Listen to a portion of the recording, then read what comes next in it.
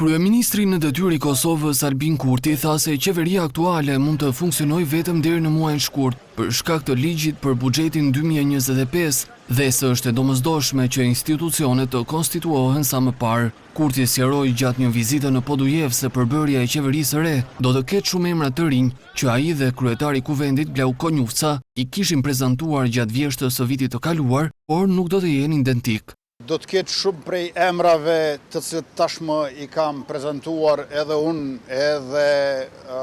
Blau Konjufca në vjeshtën e vitit kaluar, mirë po nuk do të jenë identik, pra do të ketë edhe emra të tjerë. Ne po përgatitemi që së pari ta konstituojmë kuvendin dhe sa më shpejt ta formojmë qeverinë, sepse siç e dini, i kemi 3 marrëveshje ndërkombëtare me Bankën Botërore dhe njëkohësisht e kemi edhe planin e rritjes me Bashkimin Evropian që është 882.6 milion euro, e që duhet sa më parë ta miratojmë në Kuvendin e Republikës, pa harruar natyrisht atë që kemi më së shumti përgjegjësi, obligim, por